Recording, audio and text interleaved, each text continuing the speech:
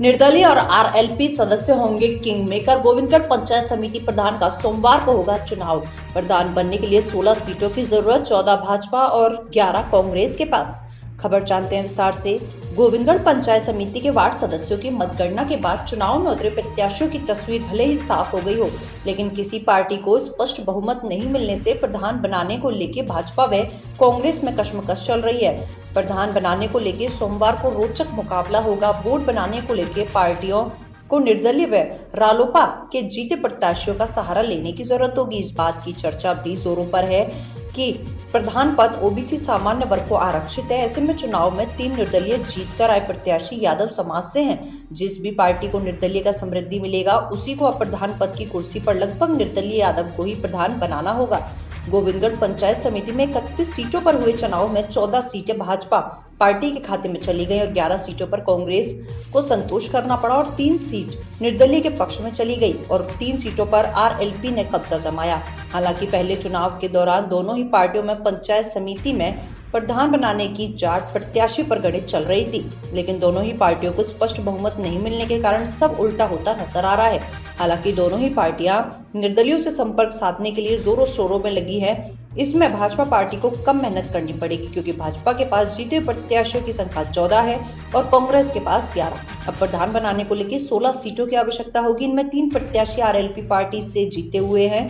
हालांकि अभी आरएलपी के बारे में कुछ स्पष्ट नहीं किया जा सकता। गोविंदगढ़ पंचायत समिति प्रधान बनाने को लेकर निर्दलीयों के पक्ष में सत्ता की चाबी चली गई। अब निर्दलीय प्रत्याशी भी प्रधान बनने को लेकर जोर तोड़ लगा रहे हैं। वहीं गोविंदगढ़ पंचायत समिति में प्रधान बनाने को लेकर निर्दलीय व आरएलपी के सदस्य किंग मेकर की भूमिका में रहेंगे। गोविंदगढ़ पंचायत समिति में पूर्ण बहुमत स्पष्ट नहीं होने के कारण दोनों ही पार्टी भाजपा और कांग्रेस की प्रतिष्ठा का सवाल हो गया है और भाजपा प्रदेश प्रवक्ता व चौमू विधायक रामलाल शर्मा व कांग्रेस के पूर्व विधायक भगवान सहाय सैनी दोनों ही अब गोविंदगढ़ पंचायत समिति में अपनी अपनी पार्टी का प्रधान बनाने को लेकर बड़ी प्रतिष्ठा का सवाल खड़ा कर रहे हैं। हालांकि दोनों ही पार्टियों में पहले जाट और यादव को बनाना प्रधान के लिए एक गणित चल रही थी। पूर्ण बहुमत स्पष्ट नहीं आने से दोनों ही पार्टियों की गणित फेल हो गई।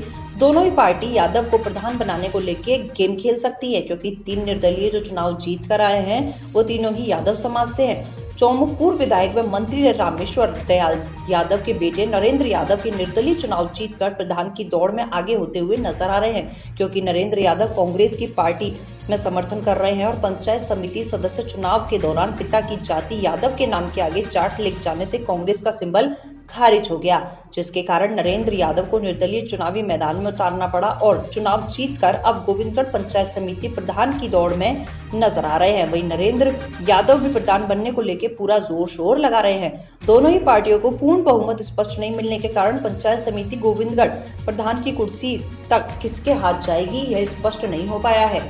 सोमवार 6 सितंबर को प्रधान पद के लिए चुनाव होगा, जहां पर नामों का प्रस्तुतिकरण सुबह 11 से 11:30 बजे तक पत्रों की समीक्षा होगी। नाम वापसी दोपहर 1 बजे तक हो सकेगा।